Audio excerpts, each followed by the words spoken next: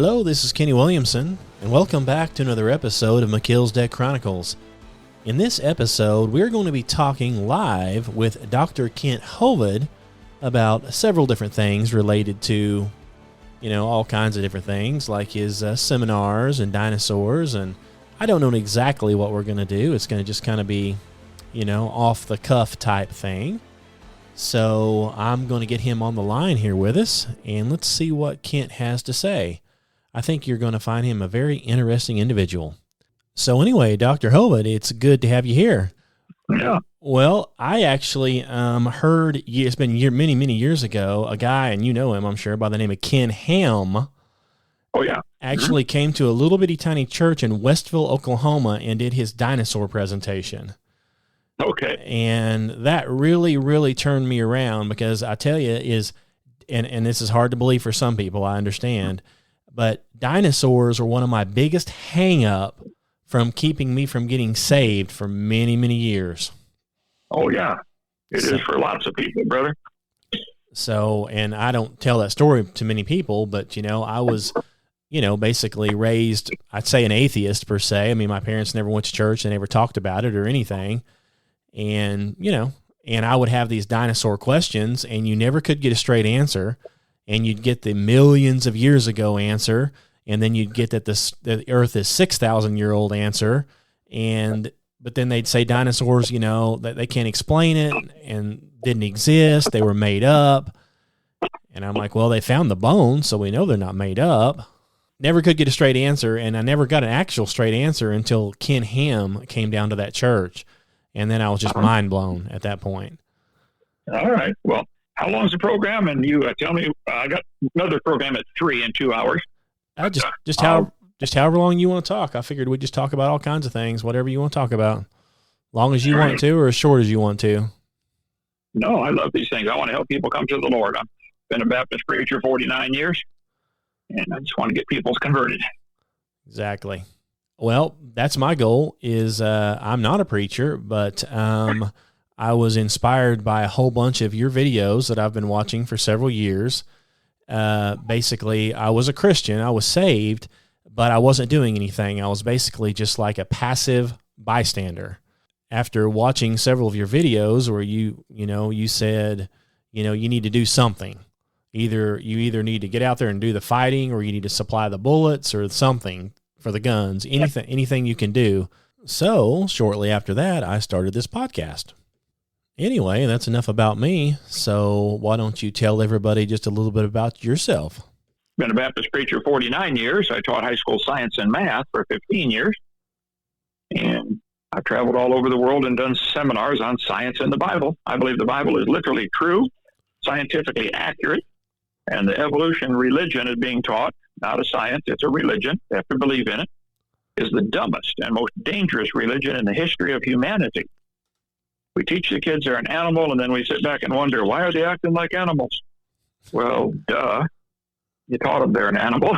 Exactly. It is so silly. Nobody's ever seen any animal make a baby that's other than the same kind as the mom and dad. Cows make baby cows, dogs make baby dogs. There are no exceptions. None. But they got these charts in the textbook showing the cow and the dog and the banana having a common ancestor. That's not science. That's religion. They believe that stuff. Those family trees are pure propaganda. If you want a little bit of my history, I moved to Pensacola in January 89 to put my wife through college, get her music degree. And the neighbor kid said, would you like to take the paper? I said, no, I don't have a parakeet. The only thing it's good for that I can think of. So but every once in a while he'd have an extra and he'd throw it in the yard anyway. And so I picked one up one day and it said dinosaur bones found in Montana from 80 million years ago. I said, man, somebody's got to do something about this. I'm brand new in town, Pensacola. And so I wrote my first ever letter to the editor. And I said, these dinosaur bones that they found were from one that drowned in the flood. The earth is not millions of years old. God made everything in 6 days like he said he did. Dinosaurs lived with man. I said that, people before the flood came, the Bible says lived to be 900 years old. Well, reptiles never stop growing. Never. What would happen if a reptile could live to be 900? It would get, 60 feet long. Dinosaurs were big lizards that lived with Adam and Eve. They were all friendly. After Noah took them on the ark, probably babies. He'd be smart enough to figure that out. Why would you bring big elephants on the ark? You bring babies. Right. They eat less, they sleep. They eat less, they sleep more, they poop less, and they live longer after the flood's over to bring more babies, and that's why you're bringing them. Of course you're going to bring babies of everything, including dinosaurs. After the flood, something changed. If you look at the dates in the Bible, in Genesis 5, it says the people are living to be 900 years old. But after the flood, it changed and dropped off to 400, then 200, then 100. Something happened. And I cover that in my video series number 2, the Garden of Eden. What was it like? Why did they live to be 900 and why don't we? And you can get all my stuff on my website, drdino.com, DRDINO. And so many of the dinosaurs simply could not survive in the new climate.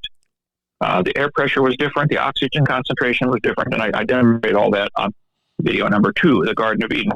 And many of them also were killed off by man's hunting. They called them dragons back in those days, and they killed them, many of them. And you'd be a hero if you could slay a dragon. They put, might write a book about you. Mm-hmm. And some might still be alive. There are thousands of sightings like Loch Ness Monster kind of stuff, missionary in the Congo swamp said his kids were coloring a coloring book. He was a missionary to the natives in the Congo. And one of the natives noticed the kid coloring a dinosaur, a Patasaurus. People would call it a Brontosaurus, but there never really was one of those. Anyway, and the native said, "Oh, that's Mokele Mbembe. Don't get close. They live out in the swamp. They're not friendly." And he said, "Mokele Mbembe lives out in the swamp." I said, "Oh, yeah, they're about 20 feet long." They said, our grandfathers killed one and ate it. But some of the people died. And so they thought maybe it's sacred. That could be, or maybe it could be because he tried to keep the meat too long in a hot environment and it spoiled. Right. Either way, there are thousands of reports of some of these smaller ones, 20 foot, still living. So that led to a full-time ministry of me teaching on science in the Bible. I wrote my letter to the editor about the dinosaur, about the article about dinosaurs being millions of years old, and they published it and started a war in Pensacola over this issue. And finally, the local university there, University of West Florida, invited me to come debate one of their professors. I said, "Man, I've never had a debate in my life except my wife. I lose those every time."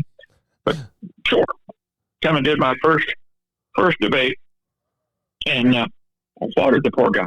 I thought they can't all be this easy, but they are. I've done 337 of them now. You can see a lot of them on my YouTube channel, Genesis Baptist Church. Check them out get our bookstore, or come visit our Dinosaur Adventure Land in Lenox, Alabama. We're straight north of Pensacola, 70 miles. Little bitty town of Lenox. You can come see Dinosaur Adventure Land. We got a bookstore, all kinds of fun stuff to do. It's all free. We have 25 cabins people stay in, and tours that we give of the property, and we just want to win people to the Lord. That's all. Anyway, I've talked enough. Go ahead, brother. What's your questions? Well, I don't really have that many questions. I wanted to, you were talking about your seminars there. I've actually, of course, I called you and asked you beforehand, but I took some of your seminars. I took the MP4 and converted them to an MP3 so I could put them on a podcast. So I have your 1 and 2, I think, and 3. I've got the creation, and I'm getting ready to post the one on the second one on the dinosaurs. I had to cut them in half, so they're about an hour long a piece.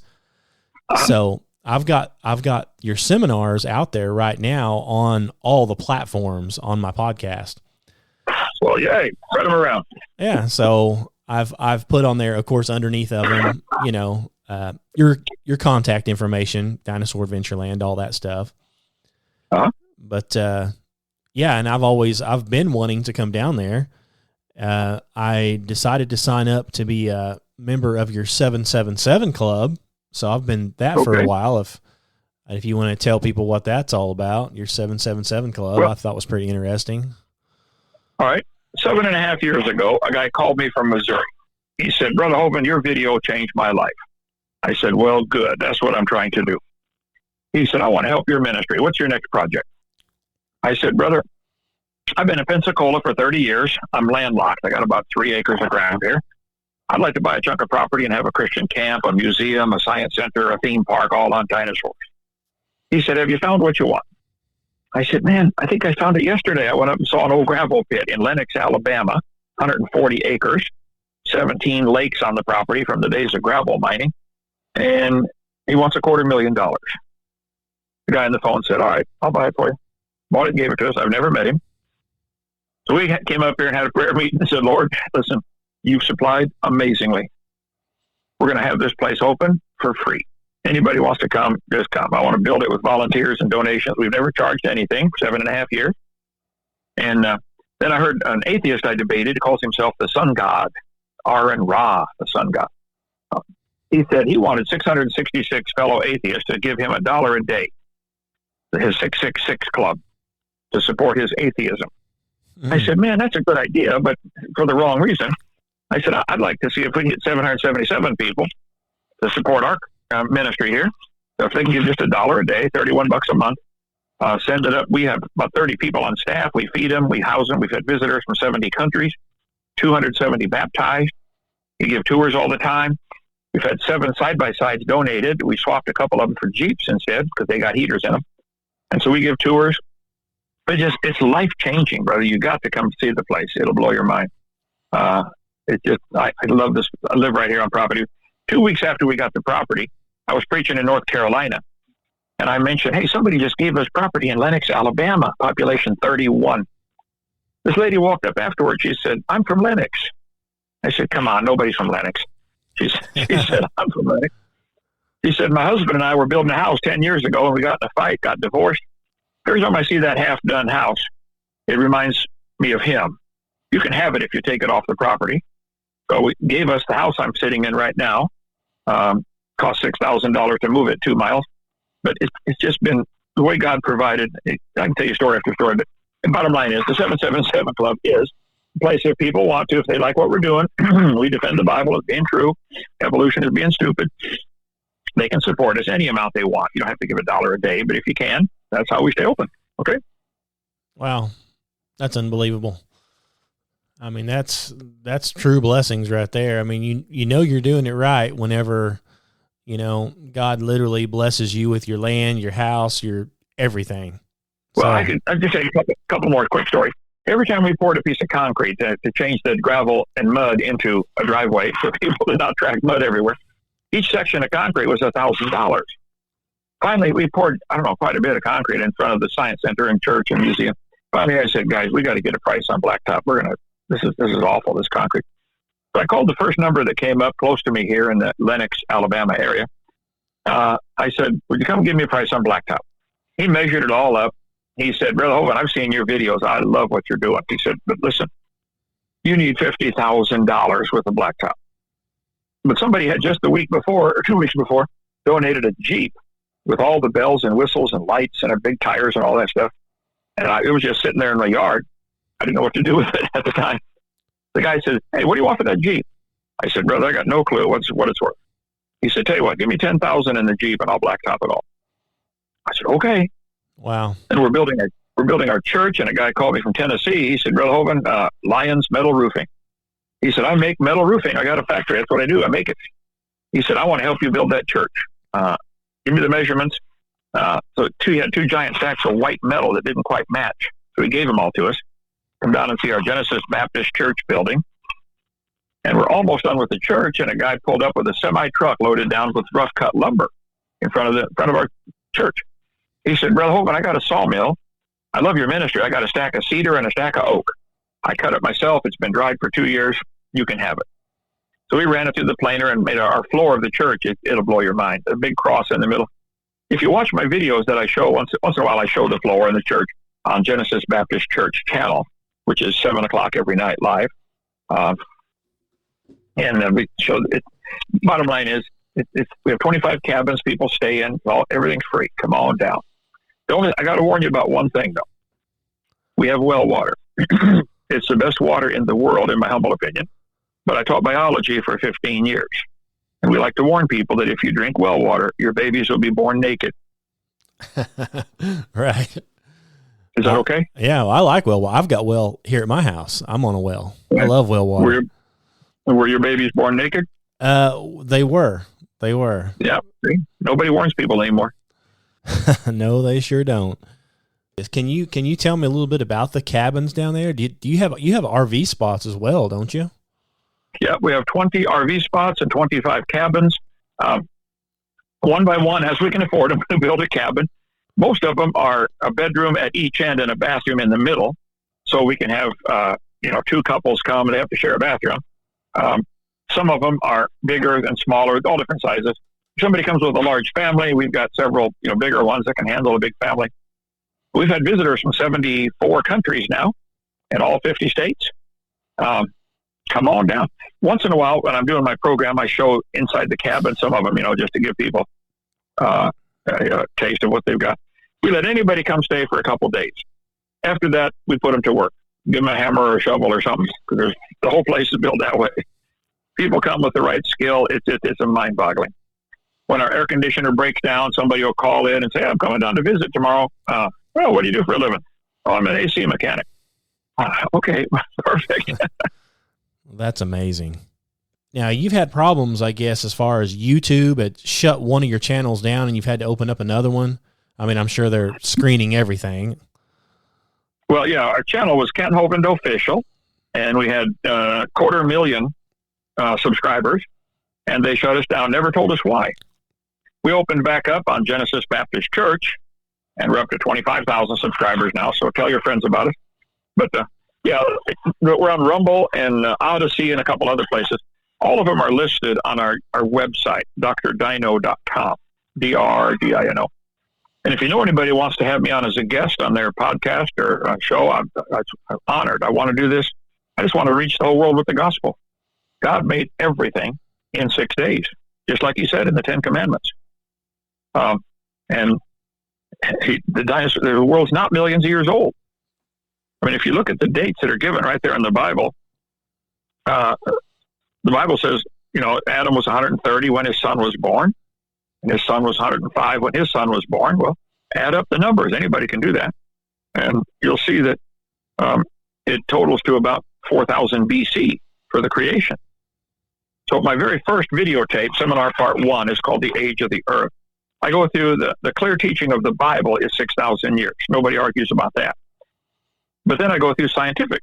I say, okay, I taught science 15 years, high school, and 3 years in college. I said, the sun is burning an awful lot of fuel up there.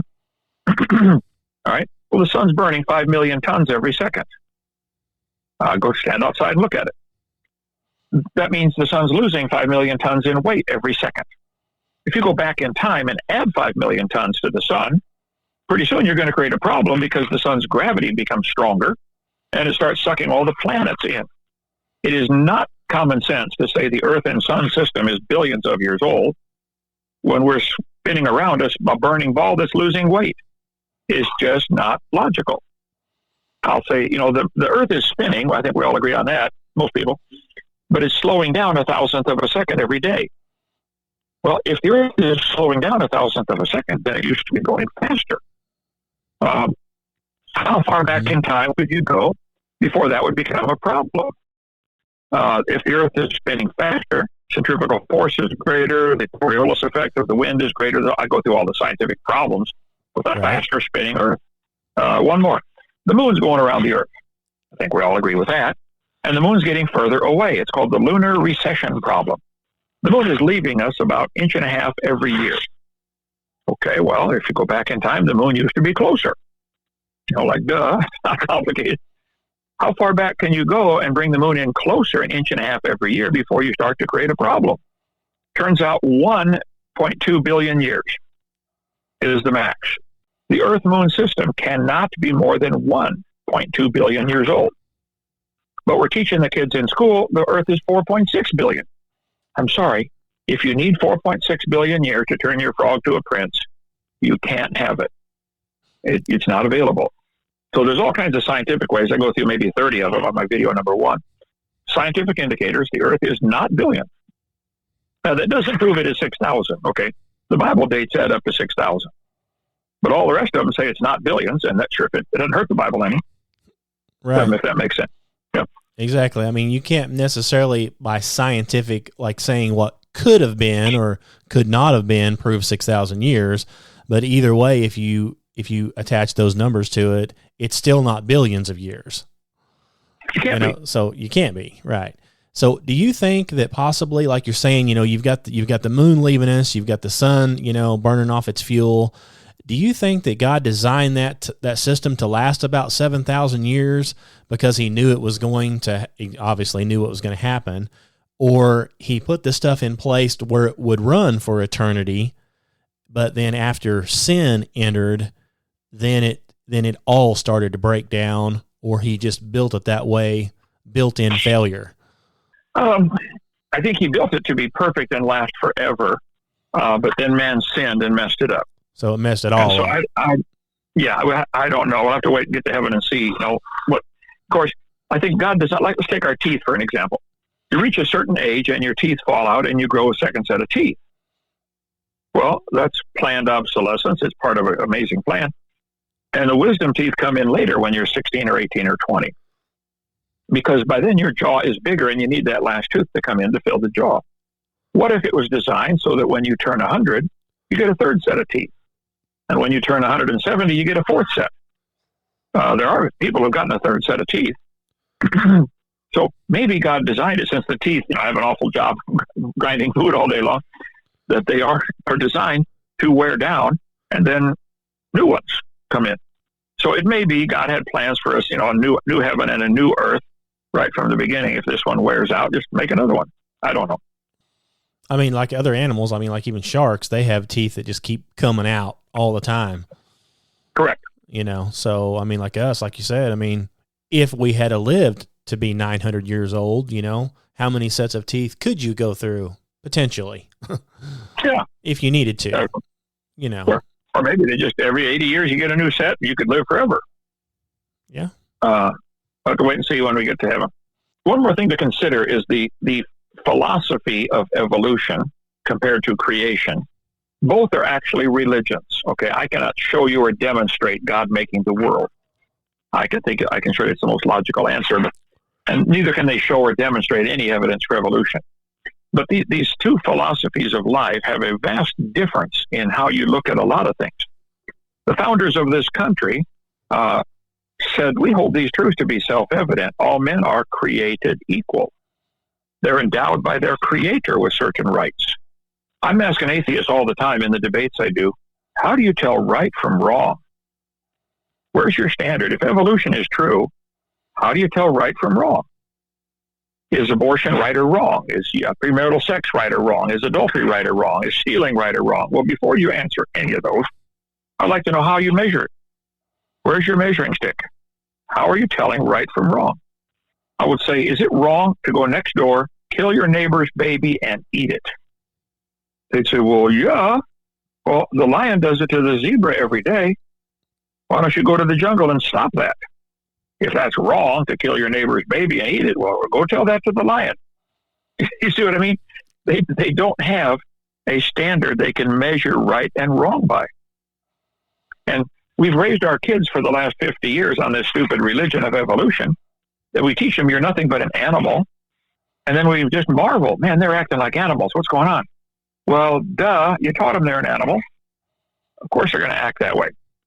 So the founders of, back, if you look at the schools 50 years ago, the problems they had with the kids were throwing spit wads, pulling the girls' pigtails, etc. Now it's, shooting them, killing them. It's vastly different, the problems that I taught 15 years, high school science and math. I can assure you it has degenerated horribly in the last 50 to 75 years, our school system has. Yeah, I would agree with that. You can just pay a little bit of attention to the radio I listen to, AFR. They've got, boys dressing up like girls, and they've got them going in the girls' bathrooms and then assaulting girls. Yeah. And getting by with it. It's sad. Well, Adolf Hitler was a very strong believer in evolution. Charles Darwin's book radically affected Adolf Hitler. Hitler said, well, if the strongest survive, and it's a struggle for survival in the strongest race. So the title of Darwin's book, The Origin of Species by Means of Natural Selection, or the Preservation of Favored Races in the Struggle for Life. I covered that yesterday, Sunday morning, on my sermon on Genesis Baptist Church channel. Where did this idea of races come from? Well, Hitler took it to the extreme and said, well, the superior human race is the blonde-haired, blue-eyed. and the rest need to be killed. And the Jews he had at the bottom. I've got his list. The Jews at the bottom, kill off all the Jews. If he would have succeeded, next would have been all the blacks. Hitler hated black people. They need to be executed. And so, and communism is based solidly on the evolution theory. The founders of this country had a very different philosophy. Well, you got rights that come from God. If you're in China or Russia, where do your rights come from? No, they come from government. The government says you can do this or you can do that. No, not under God's law. It's such a different philosophy of life. I don't think people understand how important this topic is. Evolution, that's why I say it's not only the dumbest, it's the most dangerous religion in the world. And it's nothing but a religion. I'd agree with that. It's definitely nothing but a religion. It's a pretty far-fetched religion as far as that goes. I mean, I've heard it before, is like, do you realize what you have to believe as an evolutionist to actually not believe, like in creation? You've got to believe some pretty big fairy tales.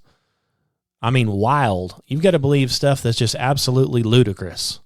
Well, every Friday night on my channel, I do a show called Making Babies, and I pick a different animal or plant and say, okay, all you atheists, listen up. I'm going to explain how this animal or plant reproduces.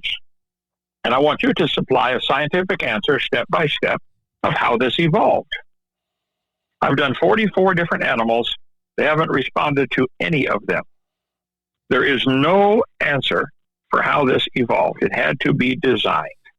Do you think any of that comes into play with them getting rid of like the King James Bible and replacing it with perversions of Bibles? Absolutely. I am very, very, very strongly in the King James camp. If your city passed a law that said the speed limit is now going to be 50 miles an hour on this road, okay, they're now required to do three things. Number one, you have to publish the law. You got to put it in the record, say we now passed a new law, speed limit 50. So they have to publish it. You can't start giving out tickets and fines if there's a law that you passed, but nobody knew what it was. It has to be published, okay? You can't have a secret law. Secondly, you have to post it, put up a sign, speed limit 50. Thirdly, they got to preserve it. If somebody knocks the sign down, you got to get out there and put up a new sign, okay? So if God's going to be our judge, like he says, he has to tell us, okay, God, what do you want? What are the rules? And it's God's job to publish it, post it, and preserve it. And it took me a while as a new Christian 55 years ago to come to the conclusion, he did that in the King James Bible. It is preserved for us. And I have done all kinds of topic. My video number 7, I cover that topic, why King James? What are the differences with these other ones? Because when I was saved, my mom and dad were a little more liberal in their Christianity, and we bought all kinds of Bibles, They, try this Bible, it's easy to read. Try this one, it's easy to read. But I noticed there's just plain difference. You can't even go 7 words into the Bible before there's a difference. King James says, in the beginning, God created the heaven and the earth. Almost all the rest of them say God created the heavens, plural, and the earth. Well, which is it? Heaven or heavens? And I cover that on my video 7, why King James is absolutely correct. It's heaven singular in verse 1. Later, he slices it up into 3 slices. And now there are 3 heavens. Paul said he was caught up to the 3rd heaven. But in verse 1, it has to be heaven singular. So I don't fight people that use other versions. I'd rather have them read, NIV than Playboy. But right. It's what you're comparing it with. But there's some real serious Christians going to have to get King James. There's about 25 words that we no longer use in our modern English that they used back then. Okay, well, learn those words, and then it's not a problem. Like when I moved down to Alabama, I had to learn a couple of words like y'all. What's y'all mean? Right. Learn the words, and then you'll be fine. Exactly. And, I actually have from Chick, that guy that sells the tracts, chick.com. He has a little King James Bible companion he sells, and it has, just a little bitty pamphlet, and you stick it in your King James Bible, and you run across one of these kind of weird words that you're like, what does that mean? Chances are it's in that little pamphlet, and it tells you what the definition is. And they're like 25 cents a piece.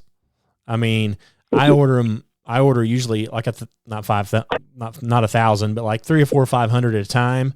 And whenever I give away tracts and stuff, a lot of these packets that I put together, I include one of those pamphlets on how to read words out of the King James Bible.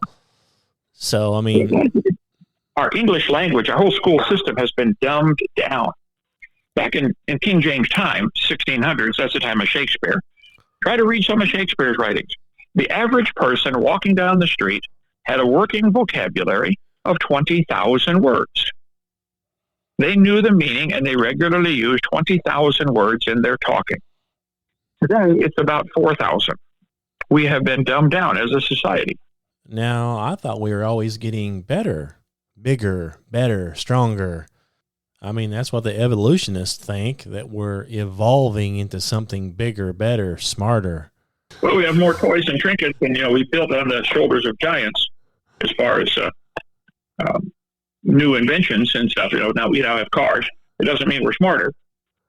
We have a car because somebody else invented the piston engine. All right, well, come visit Dinosaur Adventure Land. Unless there's any other topics you want to cover. But you can call us, 855-BIG-DINO. I'm extension 3. The office to get order books or something is extension 1. If you want to come spend the night in one of our cabins, you call 855-BIG-DINO, extension 4. And say, I'm coming for 2 days with 10 people, and we'll get a cabin ready for you. Yeah, that sounds wonderful. I will pass that along. And, of course, anybody that listens to this will be able to hear it, and hopefully you can get somebody to come down there and visit. And I myself would like to come down there. I eventually will when I can get off work and get down there. Well, just Google Dinosaur Adventure Land, and we're just north of Pensacola, 70 miles. Brother, I sure appreciate your calling in and getting on the show, and I'll send you a copy of this. I'll send you a link and everything to it, and I sure like what you're doing. I mean, I know it's meant a lot to me. I've got your creation series on DVD. I think it's a great thing. I really do. I tell people, I wish I had known all this stuff 20 years earlier as a Christian. It would have really helped my faith. But it hits you in 2 stages. After you listen to the seminar, you can get the whole seminar 18 hours for $50. And I talk fast, and I use thousands of slides and pictures and document everything that I can. I say it's going to hit you in 2 stages. After you watch it, you're going to say, wow, the Bible is true. Then about 2 weeks later, you're going to sit up in the middle of the night in bed and say, oh, no, the Bible's true. Exactly. Oh, no. Yeah, I better do what it says. Yeah. All right. Well, brother, call me anytime. I'll be glad to be on your show. All righty. Well, I thank you very much, and have a blessed day. Thank you, brother. All right. Bye-bye. All righty. Bye-bye. And there you have it. That was Dr. Kent Hovind. I'm a big fan of his ministry. I've been a member of his 7-7 Club, like I've said, for several years. And I think it's a great place to donate money to if you want to donate to a church of some kind. I mean, like he said, everything down there is free, and he has all the free videos and everything. And that's what I try to do here, is keep everything free. There's nothing that costs anything. If a person wants to give something, great. If not, hey, that's fine too. Just go ahead and listen, and I hope that it helps you. And, if it did, please like it and share it and tell your friends and send them on over and let them listen to these seminars, especially if they're an atheist or don't know, or if you're a Christian and you want to know more about dinosaurs or how the earth was formed and stuff that you are not going to find in a normal church. Okay. Stuff you're never going to hear in a church building. Come on over, listen, let me know what you think. My email is truthseekers2012@gmail.com. So give it a listen or give it a share. You've already listened. Share it. Let me know what you think. And God bless you.